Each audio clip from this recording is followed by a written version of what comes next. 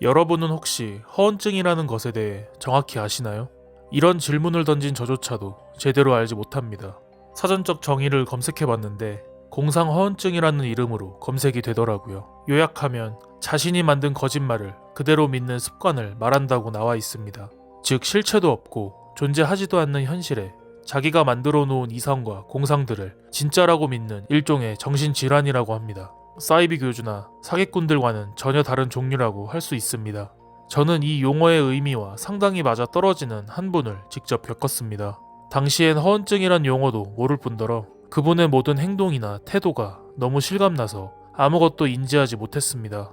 그리고 나중에서야 심각한 공상허언증 환자라는 사실을 알게 됐습니다. 6년 전 겪은 일입니다. 저는 수도권 4년제에서 컴퓨터학을 전공했습니다. 그리고 막학기에 취업 사이트를 통해 한 마케팅 회사를 지원하게 됐습니다. 워낙 많은 곳에 서류를 넣었던 탓에 지원 사실도 까먹고 약 일주일 정도가 흘렀습니다. 그런데 그 회사에서 면접을 보자고 연락이 왔습니다. 나름 갇혀입고 면접을 보러 갔는데 생각보다 회사 규모가 너무 작았습니다. 오피스텔 건물에 사무실 하나 빌려놓고 운영되는 곳이었습니다. 그래도 면접실은 따로 갖추고 있었는데 면접실 문을 노크한 뒤 모든 면접자가 그렇듯 정중히 들어가 인사를 했습니다. 면접실에는 중년의 노신사 한 분이 계셨고 온화한 미소를 머금은 그분은 제게 앉으라고 하셨습니다. 이분이 앞서 언급한 바로 그 허언증 환자였습니다. 그분은 경상도 사투리를 쓰셨는데 거칠고 퉁명스러운 사투리가 아니라 말 한마디 한마디에 정겨움이 묻어나오는 그런 말투였습니다. 그분은 통상적인 면접과는 다르게 조언 같은 걸 섞어가며 흡사 강의를 듣는 것처럼 면접을 진행하셨습니다. 그러면서 제게 인상이 좋다, 같이 일하고 싶다고 말씀하시며 면접을 끝냈습니다. 다음날 바로 연락이 왔고 저는 합격 통보를 받았습니다.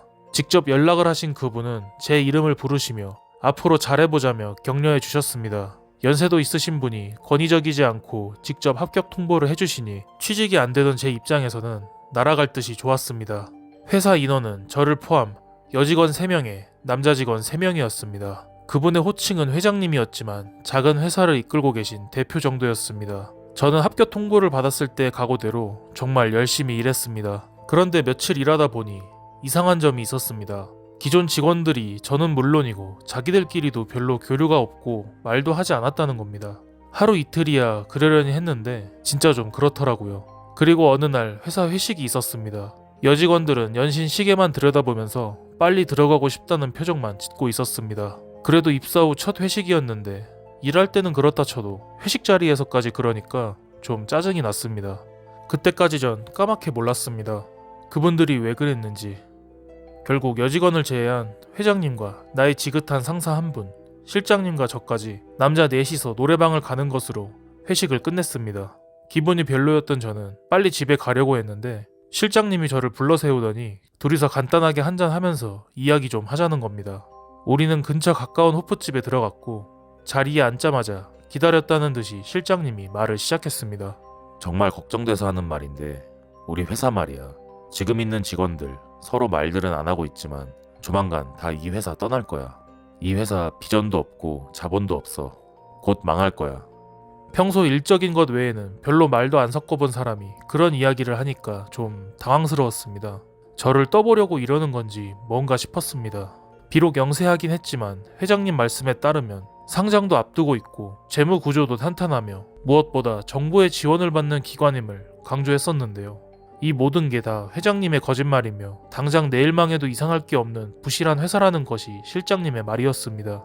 재무구조나 기타 자료 모두 회장님 지시에 의해 직접 만들어진 허위 문서이며 거래처도 허위 거래처에 말 그대로 이름만 있는 회사라는 것이었습니다. 충격을 받은 저는 직원들은 뭐고 월급이나 업무가 어떻게 이루어지는 거냐고 되물었는데요. 실장님의 대답은 충격적이었습니다. 이 모든 게 빚이었습니다. 회장님이 개인적으로 은행 대출을 받을 대로 받거나 카드 돌려막기도 모자라 사금융 불법 대출까지 돈을 빌려 충당했다는 것이었습니다. 더욱 충격적인 건 제가 보름간 진행해온 업무나 다른 직원들이 진행한 모든 일들이 그냥 어린애들 부부놀이, 부엌놀이 하듯 짜여진 각본에 의해 움직였다는 것이었습니다. 실체도 없고 실제 업무 실적도 없는데 컴퓨터 두드리고 자료 분석 같은 걸 하는 일종의 의미 없는 짓이었습니다. 이런 얘기를 듣다 보니 황당한 생각이 들었던 건 아침마다 기존 직원들이 진행했던 실적 보고와 프리젠테이션이었습니다. 이쯤 되니 회장님도 회장님이지만 직원들도 정상 같아 보이진 않았습니다. 실장님 말에 의하면 그것도 다 사정이 있었답니다.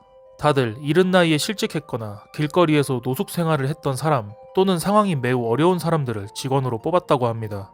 그러다 보니 미친 짓인 걸 알면서도 당장 회장님 개인 대출로 월급은 따박따박 주니 어쩔 수 없이 다른 직장을 구할 때까지 그러고 있었다는 겁니다. 정말 이 모든 걸 있는 그대로 받아들여야 할지 아니면 저를 뭔가 시험해 보려고 떠보려고 하는 건지 굉장히 혼란스러웠습니다.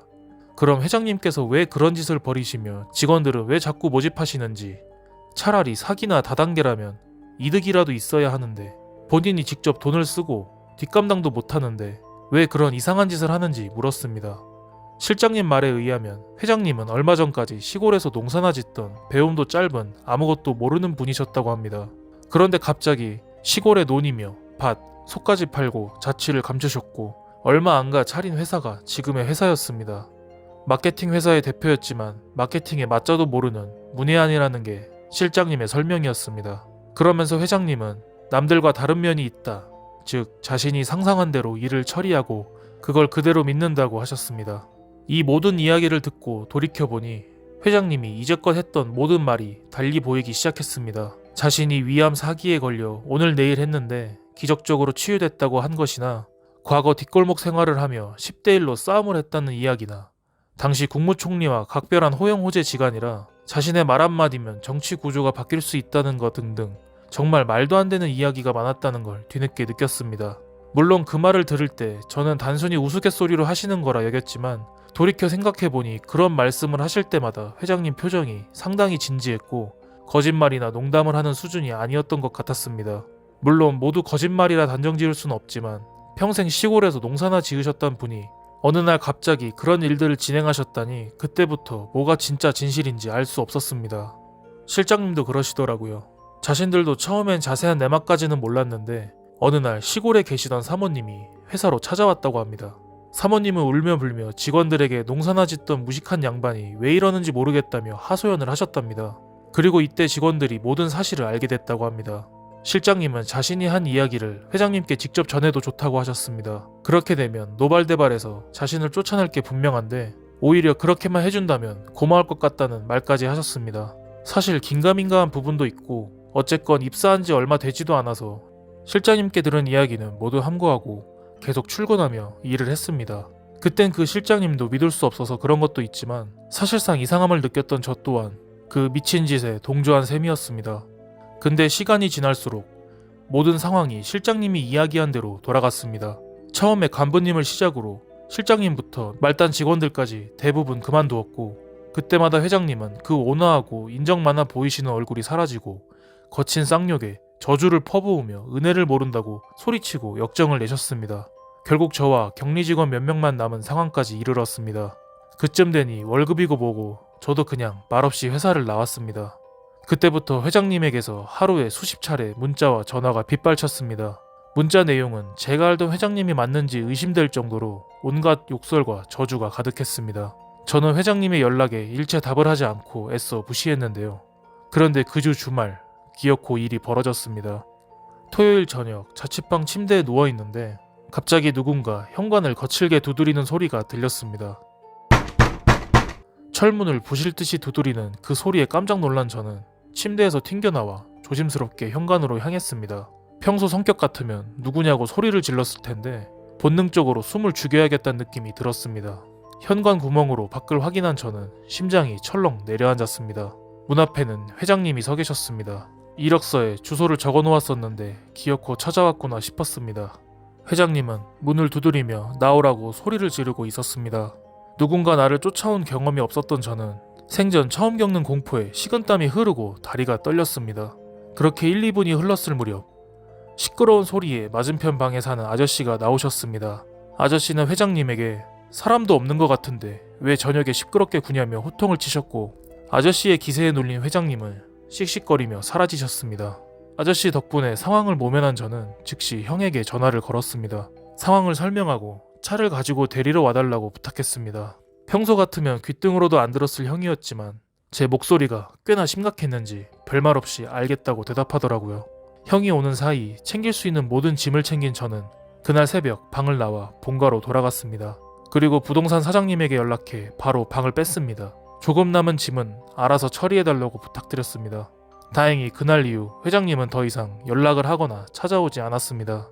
그리고 6년이 지난 지금 회장님과 회사에 대한 이야기는 일체 들을 수 없었습니다. 취업 사이트를 다 뒤져도 검색이 되지 않았고 인터넷 포털에도 검색이 되었었는데 그마저도 중단된 것 같았습니다. 회사를 상장시키고 비전 있는 기업으로 키우겠다는 회장님의 온화한 얼굴이 아직도 잊혀지지 않습니다. 그때는 사람 좋았던 미소가 지금은 떠올릴 때마다 소름이 돋습니다. 실장님이 하신 말씀이 모두 사실이었을지 아닐지 모르겠지만 그것이 사실이면 공상허언증이라는 병이 단순한 개인의 허상이나 허세의 수준이 아닌 한 사람과 그 가족의 인생을 송두리째 무너뜨릴 수 있는 정신병 중에서도 가장 무서운 정신병이라는 것을 알게 되었습니다. 끝까지 들어주셔서 감사합니다. 이 이야기는 평범한 주말에 내가 갑작스럽게 겪은 소름 끼치는 일이다. 당시 매우 바빴던 남편이 주말 출근을 나가고 이제 막 돌이 지난 아들과 놀고 있었다. 그런데 정오 무렵 누군가 문을 두드렸다. 그때 비가 억수같이 쏟아지고 있어서 빗소리와 함께 문을 두들기니 약간 긴장이 됐다. 밖에 있는 사람은 초인 정도 있는데 계속 문을 두드렸다. 순간 짜증이 나서 문을 확 열까 하다가 문구멍으로 밖을 살폈다. 밖에는 어떤 남자가 문을 두드리고 있었다. 그래서 누구냐고 물어보니 남자는 친절한 목소리로 집을 보러 왔다고 대답했다. 나 집 내놓은 적 없다. 잘못 오신 것 같다고 말했다. 그런데 남자는 다시 친절한 목소리로 2층에 집을 보러 왔는데 아무도 없다며 집 구조만 보고 가고 싶다고 부탁했다. 당시 윗집과 친하게 지내서 윗집이 집을 내놓은 사실은 알고 있었다. 하지만 그렇다고 관계도 없는 아랫집에 불쑥 찾아와 그런 부탁을 하니 불길하면서도 기분이 나빴다. 내가 그건 곤란하다고 말했더니 남자는 허허 웃으면서 이상한 말을 했다. 부동산 사장님이 1층 애기 엄마한테 전화해 놓을 테니 집 구조만 간단히 보라고 했다는 것이었다. 내가 그런 전화를 받은 적이 없다고 하자 남자는 아직 전화를 못했나 보다라며 어디론가 전화를 걸었다. 남자는 들으라는 듯 큰 소리로 집 보러 왔는데 1층에서 문을 안 열어준다. 어떡하냐며 누군가와 통화를 했다. 그러면서 다시 문을 두드리며 부동산 사장님과 통화해보라고 말을 걸었다. 확 짜증이 난 나는 무슨 소린가 싶어 문을 열 뻔했다. 겨우 화를 참은 나는 내가 전화해볼 테니 부동산 번호를 달라고 말했다. 그런데 남자는 다시 전화할 것도 없다. 지금 나와서 사장님과 통화해보라며 문을 계속 두들겼다. 이상한 사람이라고 확신한 나는 절대 문을 안 열어줄 생각으로 버텼다. 끝까지 내가 고집을 부리자 남자는 웃더니 혼자 중얼중얼 욕을 하고 어디론가 사라졌다. 놀란 가슴을 쓸어내린 나는 부동산 사장님께 전화를 걸었다. 남자가 어느 부동산을 통해 온 건지 몰라서 일단 집 계약을 해준 부동산 사장님께 전화를 걸었다. 사장님은 아무 일 없어서 다행이다. 괜찮냐고 되물어보셨다. 그러면서 그 사람 부동산 통해서 온 사람 아니다. 어떤 부동산이 손님을 혼자 보내냐고 말씀하셨다. 정말 만에 하나 그런 경우가 생기더라도 임대인에게 안내를 부탁하거나 무조건 받을 때까지 미리 전화를 하지 그런 식으로 하지 않는다고 하셨다. 그리고 하시는 말이 오늘 일요일인데 이 주변 부동산들 전부 일요일에 쉰다. 누가 집 보러 오겠냐고 말씀하셨다. 그 말을 듣는데 식은땀이 계속 났다. 전화를 끊고 얼마간 뛰는 마음을 진정시켰다. 몸에 힘이 빠져 눕고 싶었지만 그때 세탁 종료 알림이 들렸다. 주부에겐 할 일이 많았다. 베란다로 가 빨래를 널던 나는 무심코 열린 창밖을 봤는데 순간 심장이 멎는 줄 알았다. 한 10m 정도 떨어진 거리에서 아까 그 남자가 나를 보고 서 있었다. 남자는 우산을 쓴 채 우두커니 서서 나를 쳐다보고 있었다. 다리가 떨렸지만 집안에 아기가 있으니 용기가 났다. 나는 아무 일 없다는 듯 태연히 걸어가 베란다 창문을 닫았다. 1층이라 그런지 어디서라도 들어올 수 있을 것 같은 느낌이 들었다. 남편이 올 때까지 밖에 나갈 생각도 하지 않고 그렇게 하루가 지나갔다. 당시 우리 가족은 30년이 넘은 오래된 빌라에 살았다. 그러다 보니 이웃들도 거의 다 어르신들이었고 젊은 사람은 내 동 합쳐봐야 7명도 안 됐다. 그러다 보니 갓 돌이 지난 아들은 동네에서 인기가 많았다. 할머니, 할아버지들은 아기는 진짜 오랜만에 본다며 엄청 좋아하셨다. 아들 덕분에 나도 어르신들에게 음식이며 물품이며 도움을 많이 받았다. 수상한 남자가 찾아오고 며칠 뒤 장을 보고 집에 들어가다 평상에 모여 놀고 계신 할머니들을 만났다. 나는 인사를 드리고 평상에 앉아 있었던 일을 말씀드렸다. 그러자 할머니 한 분이 손뼉을 치면서 그때 그 총각 아니냐고 말씀하셨다. 그러자 다른 할머니들도 그런 것 같다며 그날 있었던 일을 말씀해 주셨다. 그날 할머니들이 평상에 앉아 감자를 다듬고 있었는데 웬 총각이 다가와 웃으면서 할머니들께 인사했다고 한다. 그러면서 빌라에 이사 올 생각이 있다며 이것저것 물어보았고 할머니들은 별 의심 없이 매물로 나온 윗집을 설명해 주셨다. 그러면서 남자는 자기가 층간소음에 예민해서 위아래로 누가 사는지를 물어봤다고 한다. 할머니들은 위에는 노인이 살고 아래는 아기 있는 신혼부부가 산다고 말씀해 주셨다. 그렇게 우리 집 정보를 얻은 남자는 계획을 짜고 접근한 것으로 보였다. 소름이 돋았다. 남편이 출근한 다음 노크한 걸 보면 우리 집을 계속 지켜보고 있었다는 생각이 들었다. 나는 애써 태어난 척 할머니들에게 왜 그러셨냐고 애교 섞인 투정을 부렸다. 할머니들도 아차 싶으셨는지 미안하다고 하셨다. 지금 글 쓰고 있으면서도 그 남자 얼굴이 생각나 또 소름이 끼친다. 세상에 참 무서운 일이 많구나 했는데 실제로 나에게도 그런 일이 생기니 정말 무서웠다. 그때 문을 열어줬다면 어떤 일이 생겼을지 생각만 해도 끔찍하다. 여러분들도 집 내놓았다 하더라도 조심하시기 바랍니다. 반드시 중개사와 같이 왔는지 확인하시고 개인적으로 온 사람은 주의하시길 바랍니다. 들어주셔서 감사합니다. 제가 20년 전에 겪었던 일을 써볼까 합니다. 오래된 기억이라 두서도 없고 글이 좀 길어지더라도 이해해 주시기 바랍니다. 저는 당시 여자친구였던 아내와 장거리 연애를 하고 있었습니다. 아내는 전남 완도에 살고 있었고 저는 경북 구미에 있었습니다. 우리는 천리안 PC통신 동호회 활동을 하면서 알게 되었고 마음이 맞아 교제를 시작했습니다. 저는 차를 몰고 주말마다 구미와 완도를 오갔습니다. 가는 데만 6시간이 넘게 걸렸습니다. 당시 제가 아는 완도 가는 길은 한 가지뿐이었습니다. 88 고속도로를 타고 광주, 나주, 해남을 거쳐 남창까지 가면 완도에 도착했습니다. 지금은 길이 새로 닦여서 많이 좋아졌지만 당시만 해도 나주만 벗어나면 완도까지 차 2대가 겨우 비껴갈 수 있는 좁고 구불구불한 길이었습니다. 멀리 비치는 인가의 불빛 말고는 가로등도 별로 없었습니다. 수도 없이 지나야 했던 야트막한 고갯길에서는 왠지 으스스한 느낌마저 드는 그런 길이었습니다. 그 일이 벌어졌던 날은 여름 장마철이었습니다. 토요일인데도 그날따라 일이 좀 많아서 늦게 퇴근을 했었습니다.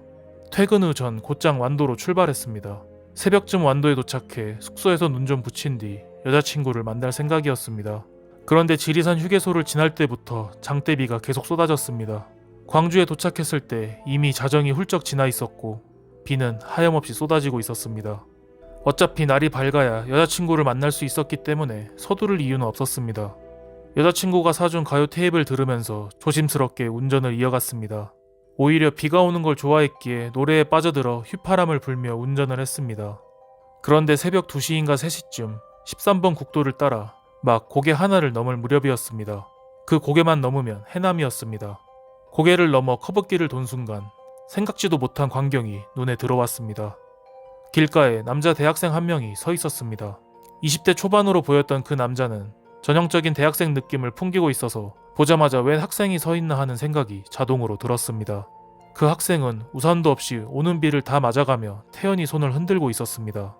이 시간에 외딴 곳에서 폭우까지 맞아가며 히치하이킹을 하고 있다니 정신 나간 놈도 다 있구나 하면서 그냥 지나치려 했는데 언뜻 본 그 학생의 눈빛이 뇌리에 꽂히고 말았습니다. 정말 뭐라고 표현해야 할지 모르겠습니다만 왠지 찜찜하고 미안하고 뭐라 설명할 수 없는 그런 기분이 들었습니다. 순간 마음이 바뀐 저는 어차피 조금만 가면 해남인데 태워주자 싶어서 썩 내키진 않았지만 차를 세웠습니다. 저는 학생이 해남 시내 쪽으로 가는 거라 생각했는데요. 하지만 그건 오산이었습니다. 스스럼 없이 조수석에 올라탄 학생은 한마디를 툭 던졌습니다. 아저씨 땅끝 마을요. 그 한마디뿐이었습니다. 그리고는 창 쪽으로 고개를 돌려 바깥만 바라보더라고요. 고맙다는 말 한마디 없이 마치 택시를 탄 듯한 학생의 태도에 기가 찼습니다. 짜증이 났지만 어차피 가는 길이고 나도 처음 보는 놈과 쓰잘데없는 얘기 주고받기 싫어서 그냥 출발했습니다. 한참 말없이 차를 몰다가 옆을 슬쩍 봤는데 조수석 창에 비친 학생의 표정이 굉장히 슬퍼 보였습니다. 울상인 표정으로 멍하니 창밖만을 바라보고 있더라고요. 실연이라도 당했나 생각하면서 달렸습니다. 남창리에 거의 다다랐을 쯤 비는 거의 잦아들었고 대신 새벽녘의 안개가 자욱하게 끼기 시작했습니다. 마치 구름 속을 달리는 듯한 지독한 안개였습니다. 갈림길에 도착한 저는 고민에 빠졌습니다. 좌회전을 하면 바로 완도 도착이었지만 땅끝 마을을 가려면 그 길을 지나쳐야 했기 때문이었습니다. 저는 잠시 망설였습니다. 이놈을 땅끝 마을까지 태워줄까? 여기서 걸어가라 그럴까? 저는 학생에게 물었습니다. 나는 완도로 가야 한다. 여기서 내릴 거냐? 집까지 태워다 줄까? 그 녀석은 말없이 저를 한번 돌아보더니 미소를 짓더라고요. 표정이 복잡 미묘했습니다. 전 학생의 얼굴을 그때 처음으로 똑바로 봤는데 비를 맞고 있어서 그런가 얼굴이 매우 창백했습니다. 그 얼굴을 보니 마음이 약해지더라고요. 마음을 고쳐먹은 저는 집까지 태워다 주겠다. 어차피 시간 많다며 차를 땅끝마을 쪽으로 돌렸습니다. 그런데 그때 학생이 입을 열었습니다. 괜찮으니 여기서 내려달라고 하더라고요. 저는 정말 괜찮겠냐고 재차 물었지만 학생은 괜찮다고 답했습니다. 저는 교차로에서 학생을 내려주고 출발하면서 백미러로 뒤를 봤는데요. 분명히 금방 내렸는데 학생의 모습은 온데간데 없었습니다. 벙찐 저는 교차로 건너에 차를 세우고 주위를 둘러봤지만 학생은 보이지 않았습니다. 으스스한 느낌이 든 저는 스스로를 납득시키고 서둘러 그곳을 떠났습니다. 그렇게 완도 읍내에 도착하니 새벽 5시가 넘어가고 있었습니다. 이 시간에 숙소도 찾기 뭐해서 적당한 곳에 차를 주차해놓고 잠을 청했습니다. 두어 시간만 자고 일어나면 여자친구를 만날 수 있다는 생각에 피곤한 줄도 몰랐습니다. 그렇게 얼마나 잤을까? 누군가 창문을 두드리는 소리가 들렸습니다. 희미하게 눈을 뜬 저는 정말 기절하는 줄 알았습니다. 아까 내려준 그 학생이 창문을 두드리면서 자고 있는 저를 들여다보고 있었습니다. 저는 놀란 내색을 하지 않으려고 애쓰면서 창문을 내렸습니다. 잠이 덜 깬 저는 잠결에 횡설수설했는데 학생이 저를 보며 미소를 짓더니 고마웠다고 하더라고요. 아무도 태워주지 않았는데 아저씨가 태워줘서 고마웠다고. 저는 고맙다는 말을 하려고 먼 길을 걸어온 거냐 물으려고 했는데 학생은 계속 할 말만 하더라고요. 학생은 마지막으로 이 말을 남겼습니다. 비가 오면 88 고속도로로는 가지 마세요. 저는 왜냐고 물었지만 그 녀석은 대답 없이 손인사를 하고 자리를 떠났습니다. 왠지 붙잡아야겠다는 생각에 차문을 열고 나가려고 했습니다. 그런데 몸이 말을 듣지 않았습니다. 팔다리가 조금씩 늦게 반응하는 느낌이랄까? 당황한 저는 팔다리를 버둥거리다 잠에서 깼습니다. 그건 꿈이었습니다. 그런데 잠이 깨고 나서도 한동안 멍하니 있었습니다. 꿈이 너무 생생해서 어디까지가 꿈이고 현실인지 한동안 헷갈렸습니다. 깨고 나니 날은 이미 밝아 있었습니다. 그 후로는 여자친구와 즐거운 시간을 보냈습니다. 다음날 출근을 위해서는 이른 저녁에 출발해야 했습니다. 출발하기 전 여자친구와 커피를 마시면서 학생을 태웠던 일과 꿈에서 녀석이 했던 말들을 그녀에게 들려줬습니다. 저는 장난삼아 이야기를 했는데 이 얘기를 듣는 여자친구의 표정이 굳어졌습니다. 그러더니 웃어 넘길 일이 아니다. 고속도로로는 가지 말라고 하더라고요. 평소 미신을 믿지 않던 그녀였는데 그때는 꽤 단호했습니다. 게다가 비도 조금씩 내리고 있어서 여자친구는 더욱 저를 말렸습니다. 88 고속도로 말고는 다른 길은 가본 적이 없었기에 망설여지는 게 사실이었습니다. 하지만 여자친구가 이렇게 부탁하는데 그거 하나 못 들어주겠냐는 생각이 들었고 그녀와 약속을 했습니다. 절대 88 고속도로로는 가지 않겠다고. 저는 초행길이었던 순천 방향으로 출발했습니다. 비는 점점 거세졌습니다. 처음 가는 길이었지만 그렇게 어려운 길은 아니어서 금방 적응이 되더라고요. 그렇게 전남을 벗어나 함안에 들어설 때쯤 켜놓은 라디오에서 뉴스가 들려왔습니다. 고령터널 입구에서 7중 추돌 사고가 났다는 뉴스였습니다. 대형 화물차가 뒤집어져 사상자가 발생했고 교통이 통제되고 있다는 소식이었습니다. 그 학생의 말이 정말이었다는 생각이 들자 온몸에 전율이 일듯 소름이 돋았습니다. 저는 우연일 거라며 그렇게 또 스스로를 납득시키고 그 일은 그렇게 지나갔는데요. 그리고 2년 뒤 저는 다시 그 학생을 만나게 됩니다. 여름 휴가 때였습니다. 저는 제 친구들과 휴가 날짜를 맞춰서 땅끝 마을로 휴가를 갔었습니다. 친구들에게 여자친구도 소개할 겸 계획한 휴가였습니다. 해수욕도 하고 바다 낚시도 할 계획이었습니다. 저녁 늦게 해남에 도착한 우리는 허름한 민박집에 짐을 풀었습니다. 장시간 운전에 지친 저는 눕자마자 골아떨어졌는데요. 그리고 꿈속에서 그 학생을 또 만났습니다. 그 꿈도 너무 생생해서 저는 학생을 보자마자 반가운 마음에 인사를 하려 했는데요. 그런데 그 학생은 왠지 매우 화가 나 있었습니다. 저를 보자마자 여긴 뭐하러 왔냐, 지금 당장 나가라면서 저를 몰아세웠습니다. 당황한 저는 곧장 잠에서 깨 주위를 둘러봤는데요. 시간은 새벽 2시쯤이었습니다. 지난번 일도 그렇고 그냥 꿈이겠거니 넘길 수가 없었습니다. 저는 자고 있는 친구들을 급하게 깨웠습니다. 친구들의 짜증은 이만저만이 아니었습니다. 전 아직 잠이 덜 깬 친구들에게 두서없이 꿈 얘기며 그 학생에 대한 이야기들을 중구난방으로 설명했습니다. 그리고 예감이 안 좋으니 빨리 나가자고 닥달했습니다. 당연히 친구들은 저를 미친놈 보듯이 했습니다. 갑자기 꿈 얘기를 하면서 나가자니 제가 생각해도 제정신이 아닌 소리였습니다. 그래도 전 끝까지 고집을 피웠고 친구들을 하나씩 끌어내다시피 하면서 마당으로 나왔습니다. 끌려 나온 친구들은 마당 한켠에 서서 정신 차리라며 저한테 욕을 했는데요. 그런데 또다시 믿을 수 없는 일이 일어났습니다. 우리가 마당에 나오고 10여 분이 지났을 무렵 옆방에서 연기가 뿜어져 나오기 시작한 것이었습니다. 다음 순간 무언가 터지는 듯한 소리와 함께 불길이 치솟았고 불이 옮겨 붙었습니다. 조립식 건물이었던 민박집은 정말 빠르게 불길에 휩싸였습니다. 놀란 저와 친구들은 다른 방문을 두들기며 사람들을 깨웠습니다. 신고를 받은 구급대가 현장에 도착했지만 상태는 심각했습니다. 대부분의 투숙객들이 무사히 빠져나왔지만 심한 화상을 입은 사람이 있었고 특히 한 분은 연기를 많이 흡입해 의식이 없었습니다. 저와 친구들은 다친 곳은 없었지만 그런 일을 겪고 나니 정신적인 스트레스로 인해 아무것도 할 수 없었습니다. 그때는 트라우마라는 단어도 몰랐던 시절이었습니다. 정신을 차린 친구들은 제게 꿈과 학생에 대해 다시 물었습니다. 저는 친구들에게 지난 일들까지 자세히 들려줬고 한 친구가 그 학생을 한번 찾아보자고 제안했습니다. 어차피 휴가를 즐길 기분도 아니어서 모두들 찬성했습니다. 그렇게 우리는 땅끝 마을 마을회관에 들러 어른들을 붙잡고 자초지종을 설명드렸습니다. 그리고 그 학생으로 추정되는 이야기 하나를 들을 수 있었습니다. 10여 년 전, 그러니까 지금으로부터 30여 년 전에 근처에서 실족사한 고등학생이 한 명 있었다고 합니다. 여자친구와 이별 이후 술에 취한 상태로 돌아다니다 도로 옆 절벽으로 떨어졌다고 알려졌는데요. 어르신들마다 극단적 선택이라고도 하고 사고라고도 하고 의견이 분분했습니다. 당시에는 그냥 실족사 처리됐다고 하더라고요. 그 학생 집이 땅끝 마을에 있었고 아버지는 안 계시고 어머님과 단둘이 살았다고 하는데요. 그 일이 있고 어머님까지 정신이 나가 종적이 묘연해졌다고 합니다. 그 이상은 자세히 알 수가 없었습니다. 그 후로 지금까지 그 학생을 만날 수 없었습니다. 꿈에서도 말입니다. 아직도 비가 억수같이 쏟아지는 여름밤이면 가끔씩 그 학생이 생각이 납니다. 다시 한번 만나게 된다면 그때는 내가 정말 고마웠다고 말해주고 싶습니다. 들어주셔서 감사합니다.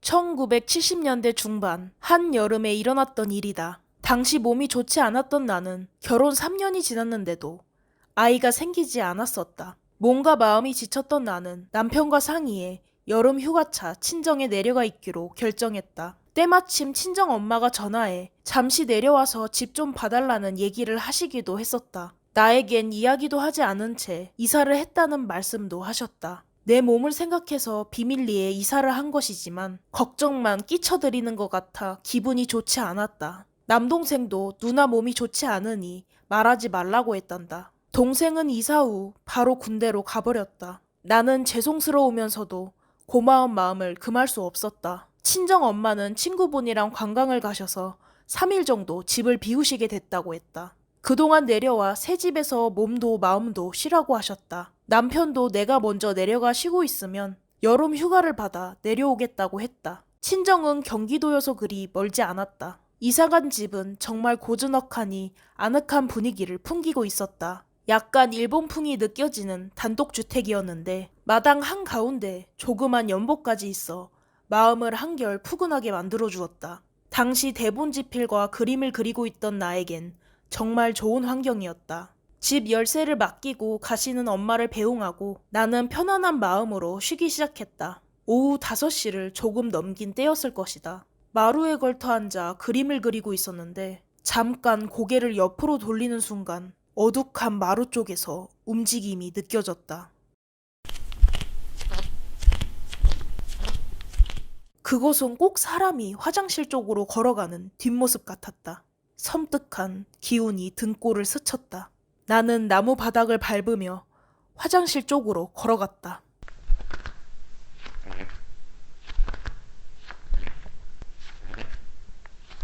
화장실로 이어지는 복도는 골목처럼 되어 있었는데 빛이 닿지를 않아 어두컴컴했다. 문 앞에 선 나는 문에 귀를 대봤다. 안에서는 수도꼭지에서 떨어지는 물방울 소리만이 들렸다. 용기를 내 문을 열어 젖혔다. 안에는 아무도 없었다. 기가 약해져서 잘못 본 것이라 생각했다. 안도감이 들면서도 불쾌했다. 다시 복도를 가로질러 돌아갔다. 마루에 앉으려는 찰나 또다시 무언가 눈에 들어왔다. 어떤 하얀 물체가 마당 뒤편으로 사라지는 걸 분명히 보았다. 겁이 났지만 일어나서 바로 그곳으로 뛰어가 보았다. 그러나 막다른 곳엔 개미 한 마리 보이지 않았다. 머리가 어질어질해지는 느낌이었다. 내 몸 상태를 누구보다 잘 아니 더욱 무서웠다. 다행히 이후 아무 일도 일어나지 않았고 헛것도 모습을 나타내지 않았다. 해가 지고 밤이 되기까지는. 저녁을 먹고 8시 반이 조금 넘을 무렵이었다. 해가 지고 깜깜한 밤이 되자 아까의 잔상들이 생각나서 조금씩 무서워졌다. 일부러 TV를 크게 틀어놓고 책을 보고 있었는데 9시가 넘자 천둥 소리가 들렸다.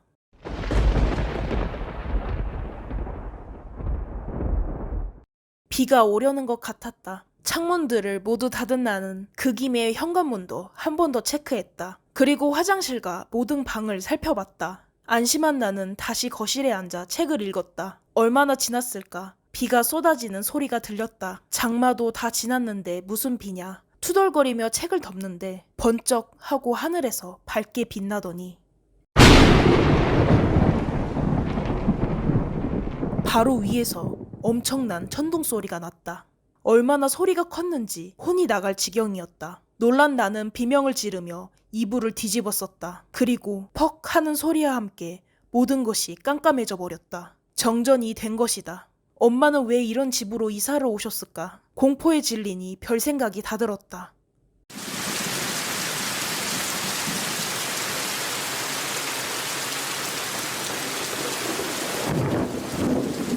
어둠 속에서 빗소리만 미친 듯이 귓가를 때려왔다. 괴종시계가 11시를 알리는 종을 울렸다. 어둠이 익숙해진 나는 초를 찾았지만 막 이사가 끝난 뒤라 그런지 눈에 띄질 않았다. 초를 찾을 때를 대비해 성냥을 머리맡에 놓고 잠을 자기로 결정했다. 그런데 갑자기 어디선가 다듬이 소리가 들려오기 시작했다. 집안에서 들리는 소리 같았다. 소름이 온몸을 훑고 지나갔다. 나는 몸을 일으켜 성냥을 들고 마루로 나갔다. 마루에 나가니 다듬이 소리가 더 크게 들렸다. 착각이 아니었다. 나는 성냥을 하나 켜고 집 안을 둘러보기 시작했다. 하지만 어디서도 사람의 모습은 보이지 않았다. 다듬이 소리는 마치 다른 차원에서 들리는 소리 같았다. 방으로 돌아온 나는 문을 잠궈버렸고 그렇게 울리던 다듬이 소리는 30분 정도 계속됐다. 미칠 것만 같았다. 옆집에서 들리는 것이라 스스로 세뇌하고 억지로 잠을 자려 했다. 괴종시계가 12시를 알렸다. 억지로 잠을 청하려는 찰나 이번엔 마당에 있는 연못에서 소리가 들렸다. 마치 물장구를 치는 것 같은 소리 같았다. 나는 일어나서 마당으로 나 있는 쪽창을 열었다. 연못가에 누군가 앉아 있었다. 어둠에 익숙해진 눈에 분명히 보였다. 그 사람은 하얀 한복을 입고 쪼그려 앉아서는 두 손바닥을 펴고 연못을 향해 내리치고 있었다. 번개가 번쩍이자 그 모습 또한 선명하게 보였다. 그것은 분명 귀신이었다. 기절할 것만 같았다. 그것은 계속 같은 행동을 반복했다. 겁에 질린 나는 어서 창문을 닫으려고 했다. 그 순간 그 여자가 고개를 내 쪽으로 돌리고 소리를 질렀다. 나도 모르게 소리를 지르며 창문을 닫았지만 나는 똑똑히 보았다. 그 여자의 눈을. 아무것도 없는 텅 빈 것 같은 퀭한 두 개의 눈.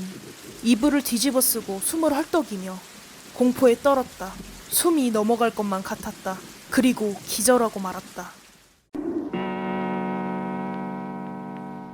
괴종시계 소리에 깨어난 나는 시계를 봤다. 새벽 2시였다. 머리가 아팠고 땀으로 흠뻑 젖어 있었다. 비는 여전히 미친 듯이 퍼붓고 있었다. 다행히 마당에선 아무 소리도 들리지 않았다. 안심이 되니 화장실이 가고 싶었다. 풀린 다리를 겨우 부여잡고 침대에서 일어났다. 그리고 방문 쪽을 바라봤다. 문 앞에 누군가 들어와 있었다. 나는 눈을 가늘게 뜨며 혹시 옷걸이에 걸린 옷이 아닌가 자세히 봤다. 하지만 그것은 옷이 아니었다. 아까 연못가에서도 있었고 복도에서 봤었던 그 여자였다. 머리를 풀어헤치고 물을 뚝뚝 흘리며 서 있었다. 난 침대 옆에 선 채 오줌을 싸버리고 말았다. 잠옷이 젖어갈 때쯤 뇌리를 스치는 것이 있었다. 귀신은 분명 밤중엔 불빛을 싫어할 것이다. 난 손을 뻗어 성냥을 집어들었다. 그리고 손에 잡히는 대로 성냥을 꺼내 한 번에 불을 붙였다. 방 안이 환하게 밝아졌다. 그때였다. 그 여자가 갑자기 내 쪽으로 몸을 틀더니 몸을 날렸다. 무슨 영화에서 클로즈업 되듯 점점 커지면서 굉장한 속도로 나에게 다가오더니 바로 눈앞에서 퍽 하고 사라져버렸다. 정신이 나간 여자처럼 소리 지르면서 뛰었고 그대로 다시 기절해버렸다.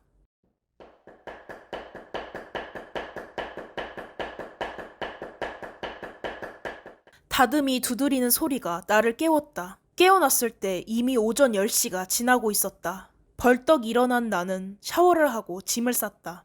집 열쇠를 챙긴 다음 서둘러 그 집을 빠져나왔다. 여전히 조금씩 비가 내리고 있었지만 곧 그칠 것 같았다. 나는 곧장 옆집을 찾아갔다. 말이 옆집이지 50m 이상은 떨어져 있었다. 문을 두드리자 아주머니가 나왔다. 나는 아주머니에게 사정을 설명하고 집 열쇠를 친정엄마가 돌아올 때까지 맡아달라고 부탁드렸다. 아주머니는 알았다고 했고 고맙다는 인사를 드린 후 돌아서는데 아주머니가 한마디를 던졌다. 그런데 어제 웬 다듬이는 그렇게 밤새 두드렸어요?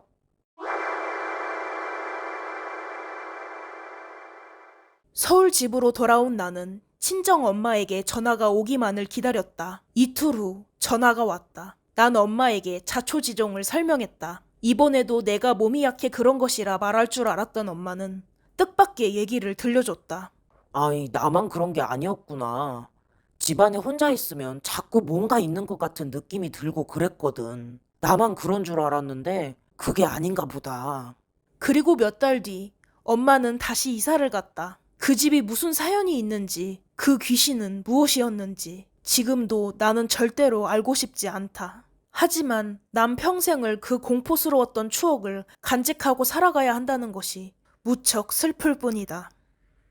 오늘 준비한 내용은 여기까지입니다. 구독과 좋아요, 알림 설정은 저희에게 큰 힘이 됩니다. 들어주셔서 감사합니다.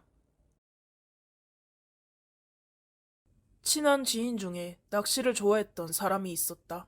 주말마다 낚시를 하러 다녀서 여자친구한테 차인 것도 여러 번이었다. 그 정도로 낚시에 미쳐있던 사람이 어느 날 갑자기 낚시 도구를 죄다 처분했다. 그 이후로 낚시는커녕 물가 근처도 가기 싫다고 했다. 낚시 도구를 처분할 때 한번 뭔 일이 있었냐고 물어봤었지만 대답을 피해서 굳이 자세히 묻지는 않았다. 하지만 그 이후로도 궁금증이 가시질 않아서 술자리를 같이 했을 때 넌지시 다시 물어봤다. 그러자 술 기운이 올라서 그런지 그분이 운을 띄우기 시작했다. 이 이야기는 내가 들은 이야기를 그분의 시점으로 재구성한 이야기이다. 나는 경남 합천으로 자주 낚시를 갔었다. 우연히 알게 된 포인트가 있었는데 고기가 진짜 잘 잡혔다. 아는 사람만 아는 곳이라 주말에 가도 사람이 별로 없었다. 사건이 벌어진 그날도 그랬다. 금요일에다가 오랜만에 정시 퇴근을 해서 퇴근하고 곧장 낚시를 하러 갔다. 길이 좀 막혀서 도착하고 나니 밤 11시가 넘었다. 컵라면에 소주 반병쯤 마시고 낚싯대를 잡았다. 그런데 채비를 마치고 낚싯줄을 던지려고 하는데 그날따라 어디다 던질까 고민이 엄청 됐다. 평소에는 그냥 대충 던지고 낚이면 좋고 아님 말고식이었는데 그날따라 매운탕이 땡겨서 물고기를 꼭 잡고 싶었다. 하늘을 올려다봤는데 보름달이 떠 있었다. 덕분에 그렇게 어둡지는 않았다. 달부터 확인한 이유는 이런 밝은 밤이면 물고기가 쥐 죽은 듯이 숨어있기 때문이었다. 그럴 때는 미끼를 깊숙이 던져야 했다. 조금 무거운 줄을 달고 멀리 낚싯줄을 던졌다. 그 다음부터는 인내심과의 싸움이었다. 30분쯤 바라보고 있으니 입질이 왔다. 그런데 입질이 보통이 아니었다. 그래서 얼른 댕겨봤더니 세상에 쏘가리가 걸려 있었다. 쏘가리는 찌 낚시로는 거의 안 잡히는 물고기였다. 알고 보니 피라미가 미끼를 물었는데 그 피라미를 먹으려고 쏘가리가 달려들었던 것이었다. 뜻밖의 횡재에 신이 난 나는 같은 포인트에다가 또 낚싯줄을 던졌다. 그런데 얼마 뒤 또 뭔가가 입질을 했다. 줄을 당겼는데 그런데 뭐랄까 처음 보는 손맛이 느껴졌다. 푸드득거리는 게 아니라 그냥 그대로 가라앉는 느낌이 들었다. 돌이나 쓰레기가 걸린 줄 알았지만 그렇다기엔 움직임이 아예 없지는 않았다. 열심히 줄을 당겼는데 너무도 무거웠다. 몇 분 동안 당기고 있으니 이러다 낚싯대에 부러지겠다 싶어 줄을 끊으려 했다. 그때 줄을 끊었어야 했다. 어느 순간 그놈이 힘이 빠졌는지 조금씩 올라왔다. 나는 신이 나서 낚싯대를 힘껏 들어 올렸다. 그리고 보름달 빛이 비추는 수면 위로 무언가가 떠올랐다. 이쯤 되면 짐작했겠지만 그건 물고기가 아니었다. 검고 둥근 형태의 무언가였다. 물 위로 떠오른 그것은 움직임이 없었다. 믿고 싶지 않아 머릿속으로 애써 부정하고 있었지만 본능적으로 느껴졌다. 그것은 머리였다. 사람의 머리 같았지만 너무도 새까매서 확신이 들지 않았다. 털이 많아 동물처럼 보이기도 했다. 온갖 생각이 들면서 오금이 저려왔다. 두려움이 들자 온몸에 계속 소름이 끼쳤다. 당장이라도 무언가 나를 덮칠 듯한 느낌이 들었다. 계속 당겨볼지 이대로 낚싯대를 버리고 도망갈지 별 생각이 다 들었다. 몸이 얼어붙어 꽤 긴 시간 동안 우두커니 서 있었다. 그런데 갑자기 낚싯대에서 진동이 느껴졌다. 분명 낚싯대를 들고만 있었는데 낚싯대가 점점 움직이기 시작했다. 그리고 다음 순간 알게 됐다. 그것이 나를 당기고 있었다. 그 감각이 느껴지자 엄청난 공포가 밀려왔다. 그 순간 내가 그것을 낚는 게 아니라 그것이 나를 낚고 있다는 느낌이 들었다. 나는 뒷걸음질을 치면서 낚싯대를 떨어뜨렸고 낚싯대는 서서히 강물 속으로 빨려 들어갔다. 그때까지도 검은 물체는 물 위 그 자리에서 미동도 없이 떠 있었다. 마치 나를 쳐다보는 듯한 그런 느낌이 들었다.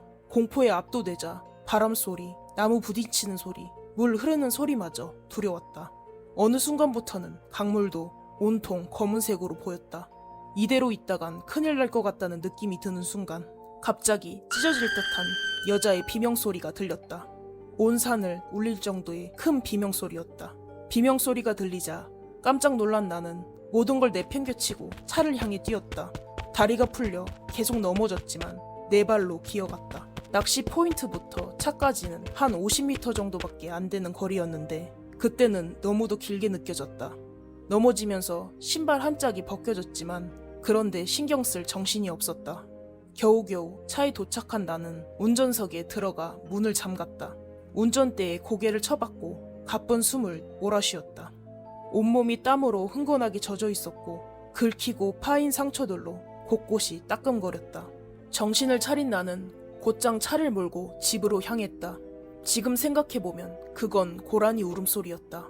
하지만 너무 공포에 질려 있어 나는 정말 여자 비명소리 아니면 정체불명의 그것이 내는 소리라고 생각했다. 어쨌든 그 소리 덕분에 그곳을 빠져나올 수 있었다.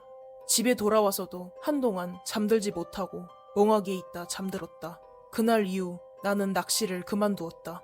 그토록 좋아했던 취미가 그런 일을 겪고 나니 한순간에 정이 떨어졌다. 그날 내가 끝까지 낚싯대를 놓지 않았다면 어떤 일이 벌어졌을까? 이 이야기를 지인들에게 들려주면 낚시에 걸린 그것의 정체가 뭔지 궁금해들 한다. 하지만 난 지금도 죽을 때까지 알고 싶은 마음이 없다. 이 일은 내가 겪은 이야기이다. 확실하진 않지만 스스로는 죽을 뻔했던 일로 기억하고 있다. 그날은 너무도 추운 날이었다. 나는 독서 모임에 가기 위해 집을 나섰다. 자취방에서 모임 장소까지 버스로 20분, 걸어서 40-50분 걸리는 거리였다. 추위에 약했던 나는 목도리와 모자, 귀덮개에 잔뜩 껴입고 나갔다. 밖에는 눈이 오고 있었고 뉴스에서는 기록적인 한파라는 보도가 나오고 있었다. 모임은 아주 재밌었다. 추위를 뚫고 온 보람이 있었다. 그런데 그날 모임에는 처음 보는 여자분이 앉아 있었다. 누구의 지인의 누구라고 소개했는데 잘 기억이 나지 않았다. 처음부터 말이 별로 없었고 뭘 물어보면 단답형이고 그래서 거의 얘기를 나누지 않았다. 관심이 멀어지자 아예 신경도 쓰지 않고 모임을 즐겼다. 모임은 막차 시간이 가까울 때까지 이어졌다. 슬슬 막차 시간이 다가오자 마음이 급해졌다. 버스를 놓치면 이 날씨에 1시간을 걸어가겠다는 생각이 들었다. 택시도 안 잡히는 곳이라 난 부랴부랴 짐을 챙겨 인사를 하고 나왔다. 그런데 그 여자분도 자신도 집에 가보겠다며 자리에서 일어났고 그분이랑 난 둘이서 엘리베이터를 타게 됐다. 엘리베이터에는 어색한 기류가 흘렀고 어색함을 못 참는 성격인 나는 말을 걸었다. 집에 어떻게 가냐고 물으니 어머니가 근처를 지나가신다고 어머니 차를 타고 간다고 답했다. 그 말에 맞장구를 친 나는 버스를 타고 간다고 말했지만 돌아오는 답은 없었다. 대화는 거기서 끝났다. 건물 밖을 나오니 바로 앞 차도에 승용차 하나가 서 있었다. 조수석 창문이 열리더니 중년 여성분이 이름을 부르면서 손을 흔드셨다. 아주머니 옆에 앉아있는 운전자의 모습은 잘 보이지 않았다. 아, 이 여자분 어머니시구나 라고 생각한 나는 안녕히 가세요 인사를 하고 바로 돌아섰다. 막차가 얼마 안 남았기에 바로 달리기 시작했다. 그런데 그 순간 갑자기 뒤에서 빵 하는 클락션 소리가 들렸다. 뒤돌아보니 아까 그 차량이 내 옆에 다가오고 있었다. 나는 속으로 태워주시려나 보다 생각하고 내심 기대했다. 조수석 창문이 다시 열리더니 아까 그 아주머니가 혹시 집에 가는 길이냐고 물으셨다. 속으로 쾌재를 부른 나는 맞다고 냉큼 대답했다. 그런데 그 아주머니는 갑자기 뜬금없는 이야기를 했다. 미안한데 커피를 좀 사다 달라는 것이었다. 초면에 이게 뭔 소린가 싶었던 나는 당황해서 눈만 대굴대굴 굴리고 서 있었다. 아주머니는 자기가 너무 추워서 그렇다고 따뜻한 커피 3잔만 뽑아달라고 말했다. 본인은 차 안에 있고 나는 도로에서 떨고 있는데 참 아이러니했다.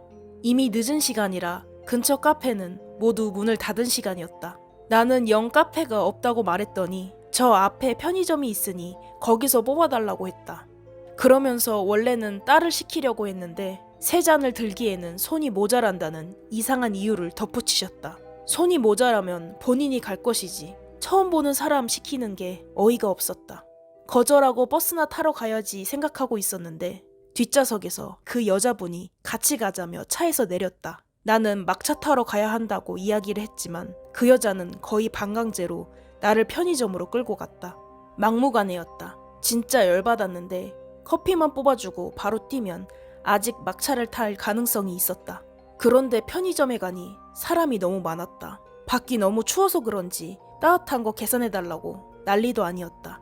아무리 짧게 잡아도 10분은 걸리겠다고 생각한 나는 안 되겠다 싶어 그 여자에게 말했다. 죄송한데요. 저 진짜 가야 해요. 어머니 보고 도와달라고 하세요. 그랬더니 여자가 하는 대답이 가관이었다. 내가 계산을 해야 한다는 것이었다. 그쯤 되니 이상한 사람들이라는 생각이 들었고 더는 말을 섞고 싶지 않았다. 체념한 나는 계좌이체 해드리겠다. 커피는 어머니 보고 들고 가라고 하세요. 말하고 돌아섰다. 그런데 그 여자가 내 팔을 붙잡고 한다는 말이 어머니가 걷지를 못하셔요. 휠체어를 타고 계세요. 순간 할 말이 없어진 나는 그냥 아 죄송합니다 하고 계속 줄을 섰다. 운전자는 왜 못 나오냐고 물으려다 또 무슨 대답을 들을지 두려워서 그냥 가만히 있기로 했다. 속으로 그 여자를 모임에 불러온 사람을 욕하면서 커피를 결제했다.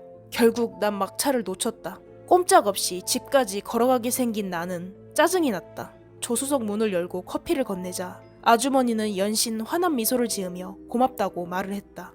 그 모습이 더 얄미웠다. 그때 운전석에 앉은 사람을 처음 봤는데 젊은 남자가 앉아 있었다. 아들이라고 생각한 나는 분통이 터져서 나지막히 욕을 했다.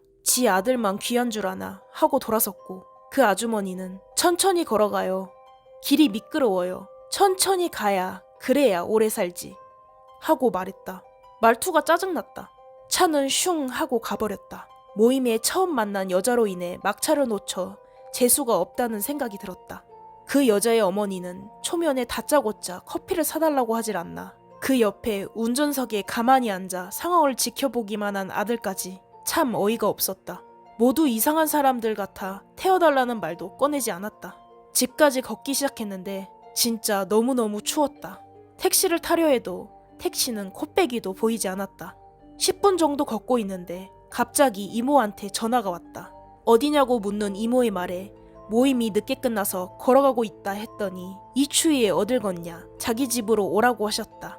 생각해보니까 근처에 이모가 살고 있는 걸 까맣게 잊고 있었다. 바로 길만 틀면 이모 집이었는데 도대체 왜 생각을 못했는지 지금도 의문이다. 기분이 좋아진 나는 곧장 이모 집으로 향했고 이모 집에서 잤다. 물론 이모한테 이상한 아줌마에 대한 뒷담화도 했다. 그렇게 다음날 천천히 일어나 집으로 향했다. 그런데 집에 도착해보니 내가 사는 원룸 건물에 폴리스 라인이 쳐져 있었다. 평소 자주 가던 집 앞 식당 사장님한테 무슨 일인지 여쭤봤다. 결론만 말하면 건물에 강도가 들어 같은 층에 사는 남자 한 명이 사망했다고 했다. 물건을 훔치고 나오다 복도에서 마주친 남자를 찔렀다고 했다. 범인이 바로 자수하면서 사건은 뉴스에도 안 나오고 그냥 그대로 묻혔다. 그런데 뭔가 쎄한 느낌이 들어서 사건 시간대를 계산해보니 소름이 돋았다. 내가 바로 막차를 탔다면 집에 도착했을 시간대였다. 하다못해 커피를 사주고 택시라도 탔으면 도착했을 시간대였다. 아주머니의 요청을 거절하고 돌아섰다면 살인자와 마주쳤을 사람이 내가 됐을 수도 있다는 생각이 들었다. 한번 그런 생각이 들자 쉴 새 없이 소름이 돋았다. 한동안 난 자취방에 못 들어가고 이모 집에서 지냈다.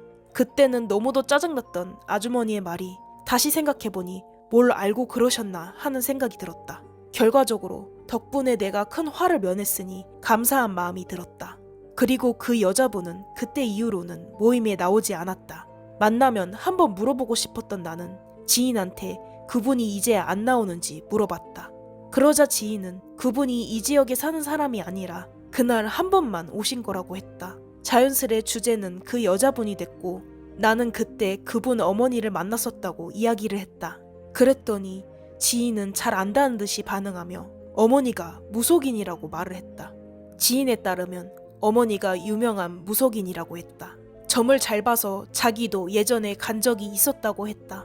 내가 그렇게 안 보였다고 말하자 지인은 무속인인지 아닌지 얼굴로 어떻게 아냐, 그 휠체어 타시는 분 아니냐고 말했고 나는 심장이 철렁했다. 휠체어를 탄다는 말이 진짜였구나. 그러자 천천히 걸어가야 오래 산다는 아주머니의 마지막 말이 전혀 다르게 다가왔다. 지금 생각해보면 그 아주머니의 말이 아니었으면 어땠을지 상상만 해도 아찔하다. 무속인 분들 중에 곧 큰 화를 당할 것 같은 사람의 미래를 보는 용한 무당이 있다는 말을 들어본 적은 있었지만 실제로 내가 겪게 되니 무당이란 존재가 무섭게 다가왔다. 모든 우연이 겹쳐 내가 산 걸 수도 있겠지만 무당분이 선의로 나를 도와준 거라면 그 아주머니께 고맙다는 생각이 들었다. 지인은 점집이 어딘지 안다며 같이 가보자고 말했지만 나는 손살에 치고 그냥 나왔다. 가서 무슨 말을 듣던 간에 이젠 내가 그 무당의 모든 말들을 무조건 믿어버릴 것 같아서 무서웠다. 원래는 점도 잘 안 봤지만 이제는 그냥 아예 생각도 하지 않는다. 여기까지가 내가 심야 귀갓길에 겪은 기이한 경험담이었다. 요하네스버그에서 죽을 뻔했던 일. 남아공 월드컵 무렵이었을 것이다. 나는 친구랑 이집트 여행을 하기 위해 중동 쪽으로 넘어가려고 했다. 그런데 당시에도 중동 정세는 매우 불안했다. 때문에 우린 고민 끝에 이집트행을 포기했다. 동남아는 가기 싫었고 유럽도 별로 안 끌려서 남미 쪽으로 알아봤지만 비행기표가 매진이었다. 다른 여행지를 찾아보는데 마침 월드컵 시즌이라 남아공 티켓을 쉽게 구할 수 있었다. 그런데 생각해보니 이상했다. 원래 월드컵이면 항공권을 못 구해야 정상인데 왜 더 쉽게 구할 수 있는 거지?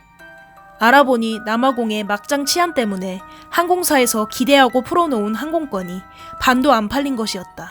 덕분에 난 한국 아르헨티나전 티켓도 전날에 구입할 수 있었다. 그것도 땡처리 형식으로 매우 싸게 말이다. 그렇게 우린 남아공으로 향했다.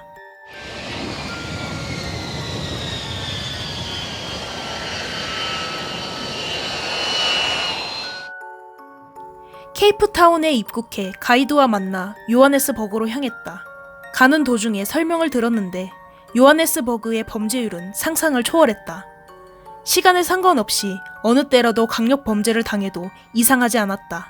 저녁 5시 이후로는 경찰도 치안을 포기하고 물러선다며 가이드는 5시 이후에는 호텔을 떠나지 말라고 신신당부했다. 그런데 초저녁부터 호텔에 박혀 있으려니깐 좀이 쑤셨다. 더군다나 말이 와이파이 가능이지 노트북을 가져갔는데 네이버에 접속하는 데만 10분이 걸렸다. TV를 틀어도 알아들을 수 없는 말뿐이었다. 답답해진 우리는 결국 호텔 주변이라도 산책 좀 하자며 나갔다. 처음에는 호텔 주변만 가자 했던 게 너무 이국적인 풍경에 취해 시내 중심 쪽으로 깊이 들어가 버렸다. 아무리 오지라고 해도 시내 중심이면 소매치기는 있어도 강력 범죄자는 없다고 생각했었다. 그런데 그곳은 저녁이 되면 갱들이 시내를 장악하고 있는 것 같았다. 몇몇 흑인들이 우리를 발견했고 막 비웃으면서 뭐라 서로 말을 했다. 우리는 애써 무시하고 갈 길을 가는데 뭔가 쎄한 느낌이 들어 택시를 타고 호텔을 가려 했다. 길가에 서서 택시를 잡으려 서 있는데 어떤 놈이 다가오더니 갑자기 권총을 들이대며 소리를 질렀다. 처음에는 못 알아들어서 다시 물어봤더니 영어로 돈을 달라고 했다. 식은땀이 흘렀다. 한 번 더 물어보면 쏠 것 같았다. 가이드북에서 봤었는데 여기 강도들은 돈 달라고 요청하는 게 아니라 일단 죽이고 그 다음에 돈을 가져간다고 했다. 다만 나는 외국인이라 물어봐 준 것 같았다. 우리가 머뭇거리니까 동료로 보이는 다른 놈이 다가왔다. 그러더니 칼을 꺼내 내 팔을 확 긁은 다음 죽인다는 신용을 했다. 극도로 겁에 질려 아픔도 느껴지지 않았다. 우리는 바로 주머니에 있는 것을 다 꺼내줬다.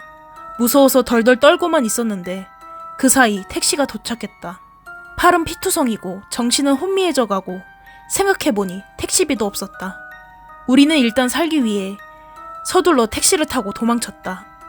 다행히 그들은 택시를 타는 우리를 지켜만 보고 있었다. 호텔에 도착하자마자 친구는 방에서 택시비를 갖고 내려왔고 나는 바로 응급치료를 받았다. 다행히 호텔이 고급이라 전문적인 치료를 받을 수 있었다. 어떤 상황이 생길지 모르니 무조건 최고급 호텔에 묵으라던 가이드의 말이 떠올랐다. 치료를 해준 직원은 빨리 와서 다행이다. 칼에 뭐가 묻어있을지 몰라 감염됐으면 치명적일 뻔했다고 말했다. 큰 충격을 받은 우리는 다음날 아르헨티나전이고 뭐고 병원에서 한 차례 더 소독을 받고 곧장 귀국길에 올랐다. 나중에 시간이 지나고 인터넷 뒤져보니 미친 배낭 여행객이 아니고서야 요하네스버그는 안 간다고 하더라고요. 요하네스버그가 아무리 남아공 제2의 도시라고 해도 치안이 너무 막장이라는 것이 이유였습니다. 아무것도 몰랐던 나는 그 미친 배낭 여행객이 됐고 큰 일을 당할 뻔 했었던 것이었습니다. 더 이상 배낭 여행을 다니지 않는 이유. 나는 배낭 여행 매니아다. 처음에는 해외여행 뉴비들처럼 호텔에서 자고 잘 먹고 돈 많이 가져가고 그랬다. 그런데 그러다 보니 휴양이지 여행이 아닌 것 같다는 생각이 들었다. 우연히 처음으로 배낭여행을 해본 이후 맛을 들이고 그 뒤로는 정처 없이 떠돌아다녔다. 여러 여행자들과 친해지고 현지인과 어울리니 이게 진짜 여행이라는 느낌이 들었다. 남들이 안 가는 곳도 자주 찾아갔다. 인터넷에서 어디가 치안이 안 좋으니 가지 말아라 하는 글을 볼 때마다 저런 식으로 생각하면 세상 어디를 돌아다닐까 하고 생각했었다. 당시 난이도 최상급인 중동 배낭여행을 클리어해서 그런지 자신감이 넘쳐 흘렀던 것 같다. 중동 치안이 막장인 것은 사실이었지만 몇 가지 수칙만 잘 지키면 잘 다닐 수 있었다. 늦게 다니지 마라. 외진 곳으로 다니지 마라. 이유 없이 친절을 베풀면 의심하고 거리를 둬라. 여럿이서 다녀라. 함부로 사진 찍지 마라 등등. 내 다음 목적지는 아프리카였다. 아프리카도 중동 정도만 하면 될 줄 알았다.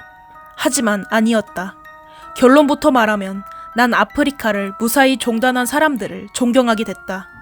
여행하면서 들은 거지만 아프리카 여행하다가 죽은 우리나라 배낭 여행객들이 많다고 한다. 뉴스 보도가 되는 건 우리나라와 교류가 있는 나라에서 눈에 띄게 죽었을 경우이다. 만약 우리나라에서 외국인이 산에서 사망해도 등산객이든 어떻게든지 시체가 발견되지만 아프리카, 특히 오지는 개념이 아예 달랐다. 여기는 사람 죽는 건 일도 아닌 느낌이었다. 시체를 봐도 아무도 신고하지 않았다. 내전과 테러, 소요 사태가 비일비재해서 사람이 죽는 거에 내성이 생긴 것 같았다.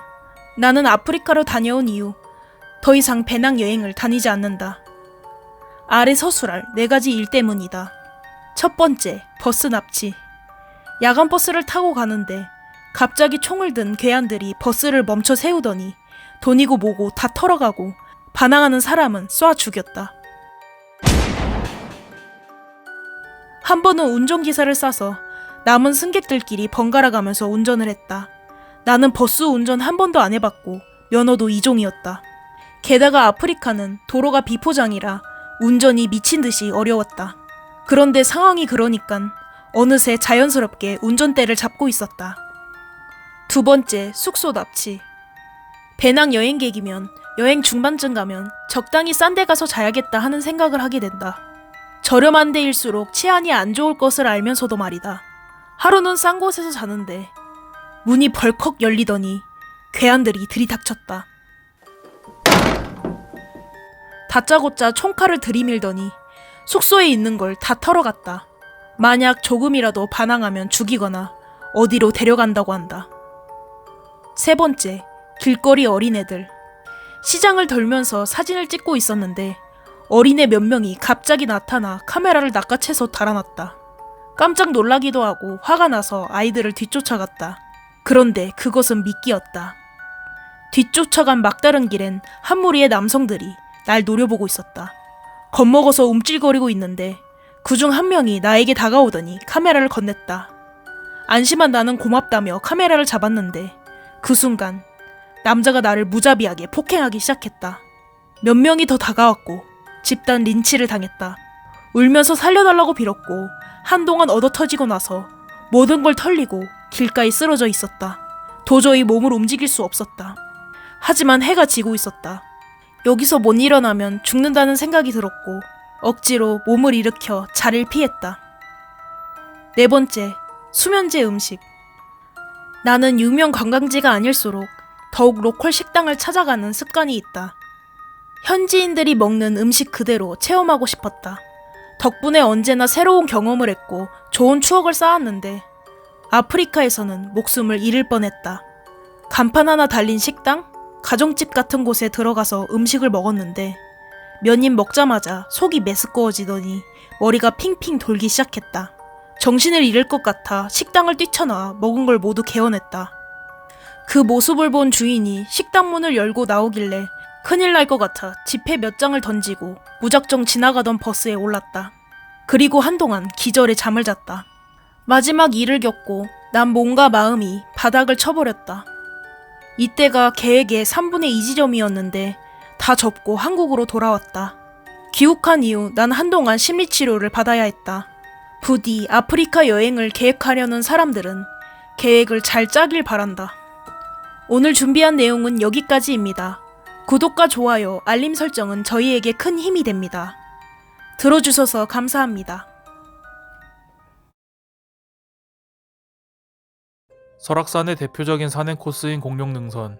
매우 아름답지만 여러 등산인의 혼이 잠들어 있는 비극의 능선이기도 합니다. 따뜻한 날을 맞아 산행을 준비하시는 분들이 계실 것 같은데요. 안전한 산행을 위한 경각심을 알리기 위해 93년도에 일어난 비극적인 산악 조난 사고를 준비했습니다.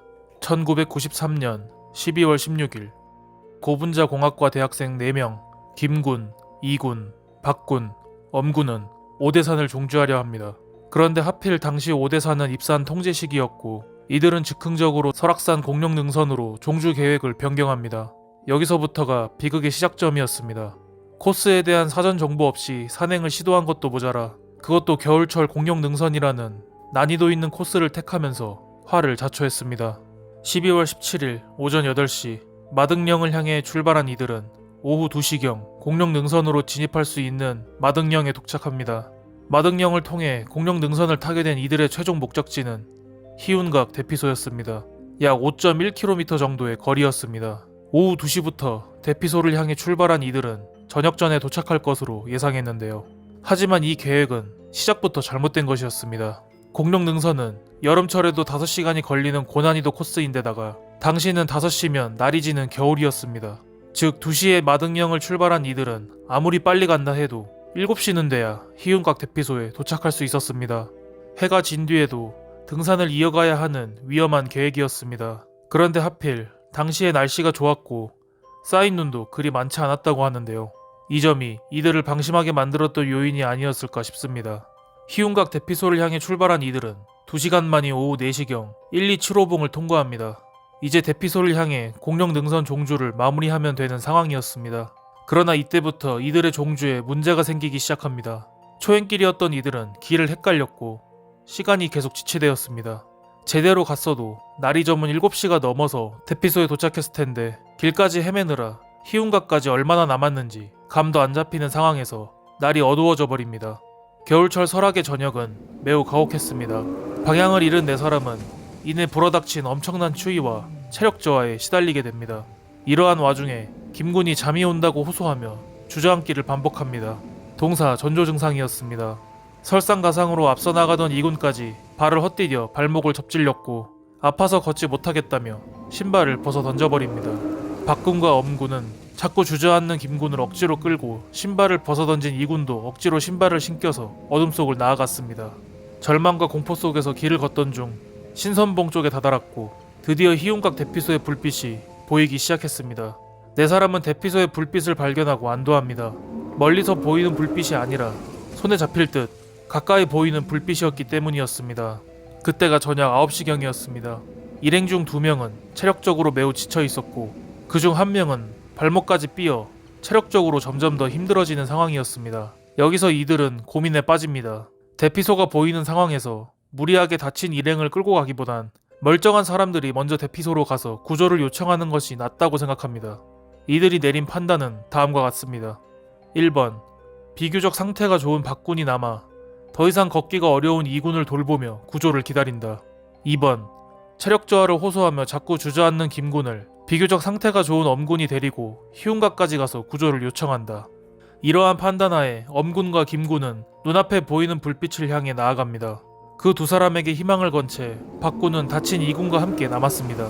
남겨진 박군과 이군은 12월 설악산의 엄청난 추위 속에서 텐트 플라이를 겹쳐 뒤집어 쓴 채 친구들이 구조대를 불러오길 기다렸습니다. 텐트 플라이는 텐트 지붕을 덮는 천입니다. 맞바람이 치는 곳에서 텐트를 치지 못하고 플라이만 덮어서 추위를 견뎠습니다. 한편 희운각 대피소로 향해 나아간 엄군과 김군은 금방이라도 대피소에 도착할 거라 생각했습니다. 눈앞에 빤히 대피소 불빛이 보이고 있었기 때문이었습니다. 하지만 이들이 모르는 사이 상황은 예기치 못하게 흘러가고 있었습니다. 불빛은 보이는데 그곳을 향해 가면 길이 자꾸 절벽으로 끊어지는 일이 반복됐습니다. 마치 귀신이 장난을 치는 것 같았습니다.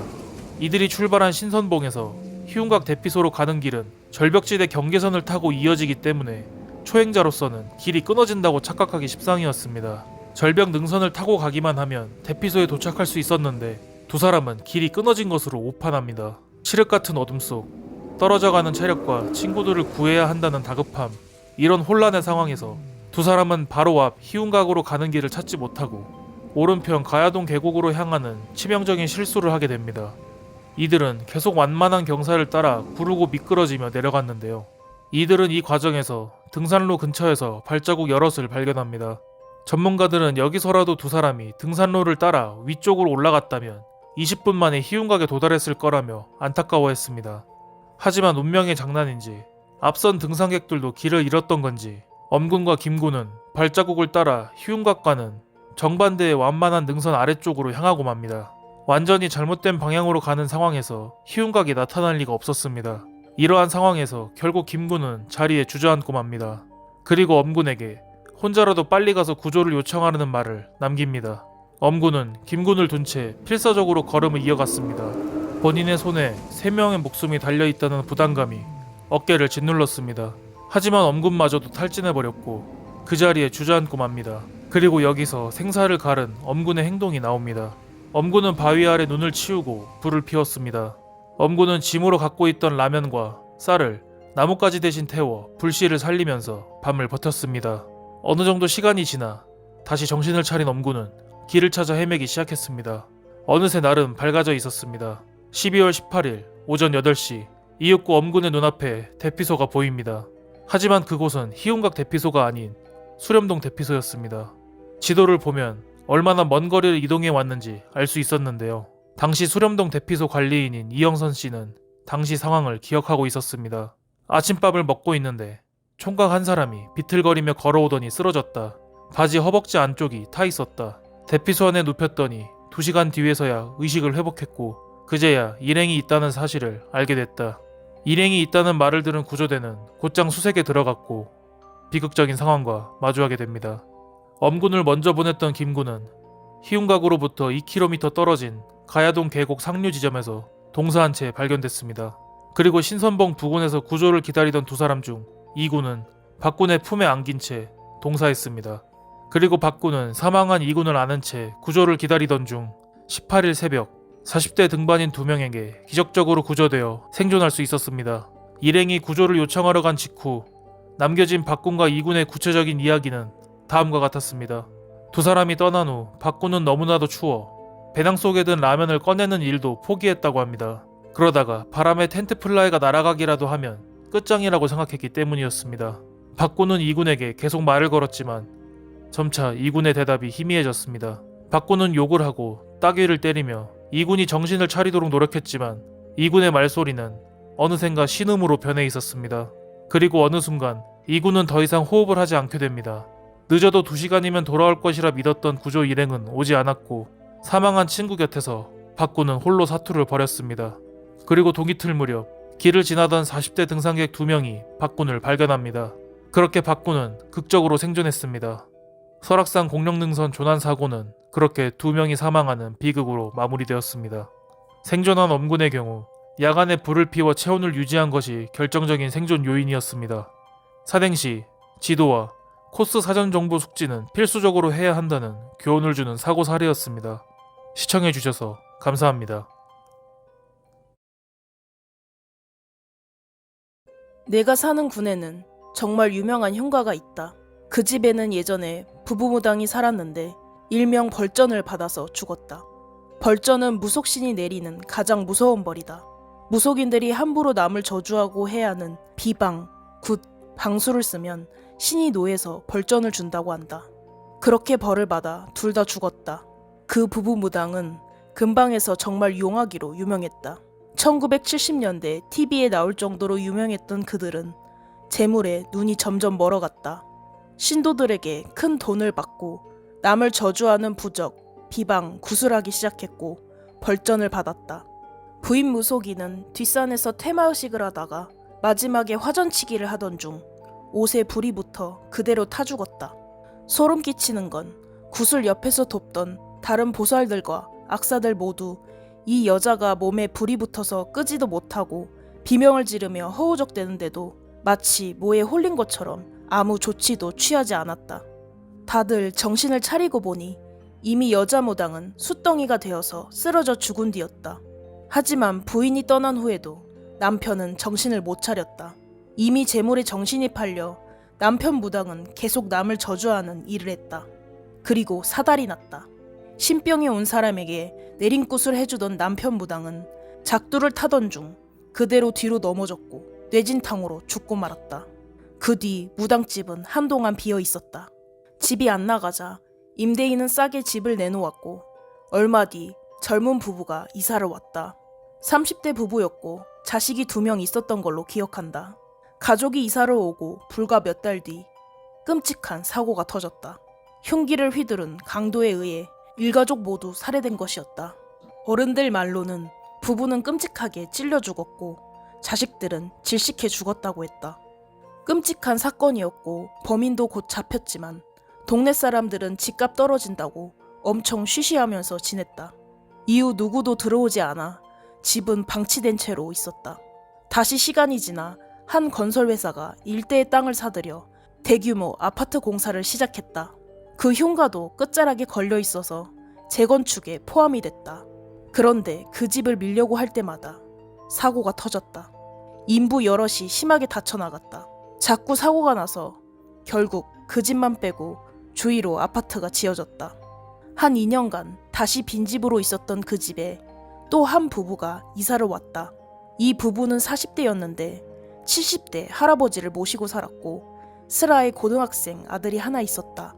그런데 어느 날부터 할아버지가 이상해지기 시작했다. 갑자기 며느리 블라우스를 입고 동네를 돌아다니거나 손주 교복을 입고 동네를 돌아다녀서 사람들은 할아버지가 노망이 났다고 수군댔다. 그리고 어느 날부터 부부 사이도 매우 안 좋아졌다. 금술 좋아 보이던 부부가 서로 머리끄댕이를 잡고 물건을 던지고 매일같이 싸워댔다. 그때부터는 동네에서 흉흉한 소문이 돌기 시작했다. 죽은 무당 부부가 이사를 들어오는 가족들한테 저주를 내린 거 아니냐는 소문이었다. 평범한 가족들이 저 집에 이사오고 다 망가졌으니 그냥 봐도 그 집이 이상하다는 결론이 나왔다. 보다 못한 부녀 회장님은 살고 있는 부부에게 집에 어떤 일이 있었는지 알려주었다. 부녀 회장님은 무속인이라도 불러서 굿이라도 하라고 조언했다. 하지만 이 부부는 다른 종교였던 터라 조언을 아예 무시했다. 그리고 그로부터 2주 뒤 추석 무렵 사고가 터졌다. 부부의 고등학생 아들이 큰 사고를 당한 것이다. 친구들과 산에서 놀다가 발을 헛디뎌 굴러떨어졌는데 머리를 크게 다쳐 혼수 상태에 빠졌다. 부부는 서울의 큰 병원으로 아들을 옮겼고 그대로 이사를 가버렸다. 아들이 어떻게 됐는지는 듣지 못했다. 이 일이 있고 마을 어르신들은 무당 부부의 저주라고 확신하고 다녔다. 사고가 난 산이 굿하다 불타 죽은 산이었기 때문이었다. 그 뒤로는 이 집에는 아예 사람이 안 살게 되었다. 근데 이상한 게 아무도 살지 않자 이번엔 동네 사람들이 하나둘 죽어나가기 시작했다. 처음에는 연세 많은 어르신들이 가셨는데 간혹가다 젊은 사람들도 죽어나갔다. 내 기억으로는 계절마다 한 명은 죽어나간 것 같았다. 보다 못한 마을 이장이 이러다 다 죽겠다고 무당을 불러다 구슬했다. 사람들은 무당이 뭐에 빙의 됐는지 궁금증 반 두려움 반으로 모여들었다. 한동안 방울을 흔들던 무당은 갑자기 까무러치더니 발작을 했다. 발작이 끝나고 일어선 무당의 눈은 뒤집혀 있었다. 무당은 주민들을 보더니 고래고래 소리를 질렀다. 집은 우리 집이야. 절대 아무도 못 들어와. 이 집에 손대는 것들은 씨를 멸할 것이야. 그러더니 무당은 그 자리에서 구토를 하고 다리가 풀린 듯 쓰러졌다. 굿을 끝낸 무당은 이장님과 부녀 회장님에게 저 집은 웬만하면 그냥 두라는 말을 남기고 떠났다. 이장님은 어떻게든 마을을 지키려고 전국에 용하다는 무당을 수소문해 몇 차례나 더 굿을 버렸다. 이후 마을에 줄초상은 멈췄지만 30년이 거의 다 지난 지금도 그 집은 흉가처럼 그대로 남아있다. 군청에서 용역업체를 고용해 밀어버리려고도 했지만 마을 어른들이 나서서 반대했다. 어르신들은 미관상 안 좋아도 상관없으니 그냥 두라고 하셨다. 흉가는 여전히 마을 주민들과 불편한 동거를 이어가고 있다. 정말 무당 부부가 내린 저주로 온 마을이 줄초상이 난 걸까? 그 무당 부부는 도대체 왜 자신들의 잘못으로 죽고 나서도 무고한 마을 사람들의 목숨을 앗아간 걸까? 아직도 재물에 미련이 남아 마을 사람들한테까지 해를 끼친 건지도 모르겠다. 마치 일본 귀신처럼 걸리면 해를 끼치는 원기 같은 느낌이다. 이유는 나도 잘 모르겠지만 30년이 지날 때까지 아직도 그 무당 부부집은 누구도 안 건들고 남아있다. 어쩌면 무당 부부는 아직도 그 집에 남아 다음 저주를 내릴 가족을 기다리는 건지도 모르겠다. 사형은 많은 국가에서 채택했던 법정 최고형이었습니다. 현재는 그 숫자가 줄어들고 있는 추세로 사형제를 폐지했거나 대한민국처럼 실질적으로 사형제를 폐지한 국가의 수는 총 160여 국가에 달합니다. 이에 반해 사형제를 유지하고 실제 집행하고 있는 국가들도 여전히 30여 개 국가가 남아 있습니다. 이번 영상에서는 일본의 사형 집행 과정, 그 중에서도 독특하고 섬뜩한 집행 당일의 모습을 설명해 드리겠습니다. 일본은 사형 집행 당일 오전 9시 기습적으로 사형을 통보하고 2시간 이내 집행이 이루어집니다. 여타 사형 집행 국가에서는 미리 날짜를 통보하고 삶을 정리하는 시간을 주는 것이 보통인데 일본은 그 시간을 주지 않습니다. 40년 전에는 사형 집행 전날 알려줬지만 극단적 선택, 실신 등 돌발 사고가 발생해서 당일 통보로 바뀌었다고 합니다. 정부 입장에서는 사형수가 공포를 느끼는 시간을 줄여주는 배려라고 하지만 오히려 사형수로 하여금 매일 공포를 느끼게 한다고 합니다. 일본 형사소송법상 사형 선고 후 6개월 이내 집행하는 게 원칙이지만 실제로는 꼭 지켜지는 원칙은 아닙니다. 보통은 10년 이내, 길게는 20년이 지나 집행되기도 합니다. 그 기간 동안 사형수들은 언제 사형이 집행될지 모른다는 두려움으로 엄청난 스트레스에 시달립니다. 사형은 30여 명의 법무성 관계자의 허가와 함께 최종적으로 법무대신이 승인하면 집행명령이 내려집니다. 명령을 받은 구치소장은 5일 이내에 사형을 집행하게 되는데요. 그렇게 다가온 집행일, 오전 9시경 사형수를 찾아온 교도관들은 사형 집행을 통보하고 형장으로 연행합니다. 그렇게 끌려가면 먼저 교회실로 들어가는데 이곳에서 1시간 동안의 유예가 주어집니다. 여기서 교회사와 얘기하거나 유서를 쓸 수 있고 간단한 다과나 담배도 필 수 있습니다. 모든 것을 거부하고 혼자 있는 경우도 많다고 합니다. 이후 전실로 들어가 공식적인 사형 집행을 통보받습니다. 이때부터 건너편 입회실에서 법무성 관계자가 사형 집행을 관찰합니다. 8.5m 거리에서 투명 유리를 통해 집행 과정을 확인합니다. 교도관들과 형식적인 인사를 나눈 사형수는 마지막으로 5분간 유서나 유언을 남길 수 있습니다. 5분이 지나면 눈 가리개와 수갑을 찬 뒤 바로 옆 집행실로 들어섭니다. 천장에는 로프가, 바닥에는 사각형의 발판이 있습니다. 빨간색 테두리 발판에 선 사형수는 양발이 묶이고 집행이란 명령과 함께 교도관 3명이 동시에 3개의 버튼을 누릅니다. 세 버튼 중 하나가 발판과 연결되어 있어 누가 집행했는지 모르는 구조입니다. 교도관의 정신적인 부담을 덜어주는 배려입니다. 발판 아래로 떨어진 사형수는 그렇게 숨을 거두고 발판 아래에 기다리던 2명의 교도관들은 떨어진 사형수를 고정하고 사망을 확인합니다. 사망 확인 5분 후 시신을 관에 넣어 가족들에게 인도합니다. 그리고 오전 11시경 언론에 발표하면서 사형 집행이 마무리됩니다. 사형 통보부터 발표까지의 모든 과정은 2시간 내외로 끝납니다. 참고로 해당 사형수에게 피해를 입은 유가족이나 지인들이 미리 신청하면 사형 날짜와 장소를 전화나 문서로 통지해준다고 합니다. 이 경우 언론보다 먼저 사형 집행 사실을 알 수 있다고 합니다. 사형수를 취재한 자료를 보면 사형수들이 제일 두려워하는 시간이 평일 아침이라고 합니다. 집행이 주말, 공휴일, 연말 연시를 제외한 평일에만 이루어지기 때문이었습니다. 평일 아침에 복도를 걷는 교도관의 발소리만 들리면 신경이 예민해지고 교도관이 평소와 다른 움직임이 보이면 민감하게 반응한다고 합니다. 언론에 공개된 한 사형수의 수기를 보면 사형수가 느끼는 아침의 공포를 엿볼 수 있습니다. 2월 21일 아침 청소를 끝낸 지 얼마 안 될 쯤이었다. 갑자기 복도에 수많은 구두 소리가 요란하게 울렸다. 지옥의 사자 같은 구두 소리. 순간 내 영혼이 떨렸다. 나는 빨려 들어갈 듯 문으로 다가갔다. 몸서리를 치며 사찰 구멍을 통해 복도 왼쪽을 살폈다. 내가 있는 25번 방에서 15m 떨어진 곳에 큼지막한 공간이 있다. 가슴에 두근거림을 온몸으로 느끼며 그곳을 필사적으로 바라봤다. 칸막이 뒤에서 사복 차림의 교육부장이 나타났다. 이어 제복관리가 10여 명 들어왔다. 그때 사무실에서 계장이 나왔다. 계장은 교육부장을 거수경례로 맞이했다. 그리고는 내 방 쪽을 가리키며 옆에 있는 간수에게 눈짓을 했다. 나는 숨이 막혔다. 더 이상 밖을 보고 있을 수가 없었다. 나는 튕기듯 문 옆을 떠났다. 목덜미에서 등줄기까지 오싹할 정도로 차가운 것이 달라붙어 있었다. 나는 책상에 기대 앉았다. 계장은 분명 25번 방을 가리켰다. 당황했지만 분명히 봤다.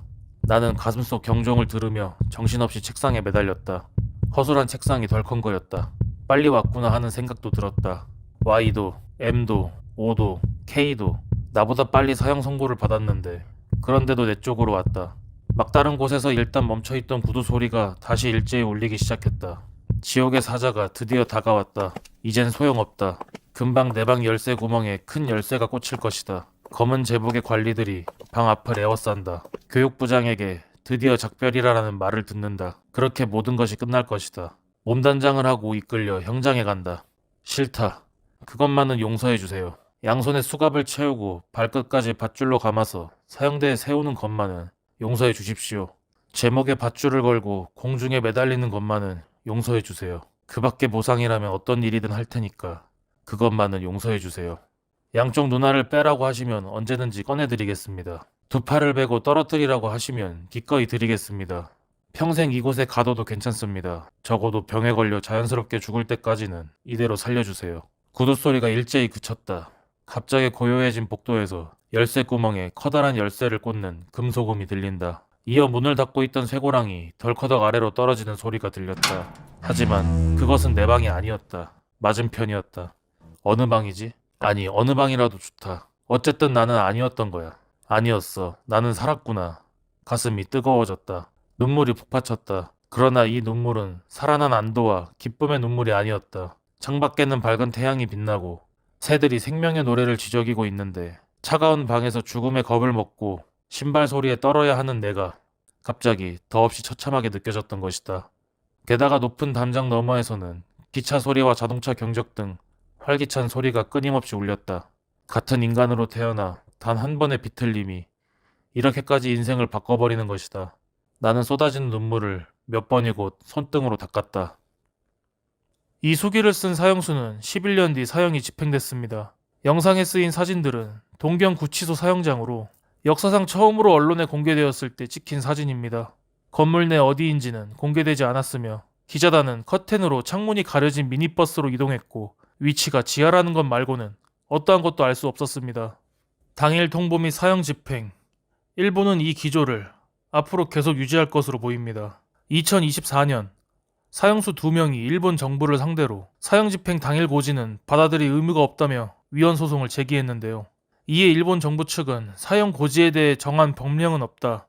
헌법은 사형수에게 사전 고지를 요구할 권리를 보장하고 있지 않다고 반박했습니다. 법원은 정부 손을 들어줬습니다. 재판부는 사형 확정자에게 집행 시기를 사전에 알 권리는 보장돼 있지 않다고 강조했습니다. 그러면서 당일 고지는 사형수 심적 안정이나 원활한 집행 측면에서도 합리적이라고 못 박았습니다. 일본 국민들은 여전히 대부분 사형제를 원하고 있는 것으로 보입니다. 2019년 이뤄진 국가 여론조사에서 사형제 존속은 어쩔 수 없다고 답한 사람이 80.8%에 달했습니다. 하지만 일각에서는 사형제를 다시 생각해야 한다는 의견도 나오고 있습니다. 오늘 준비한 내용은 여기까지입니다. 구독과 좋아요, 알림 설정은 저에게 큰 힘이 됩니다. 들어주셔서 감사합니다.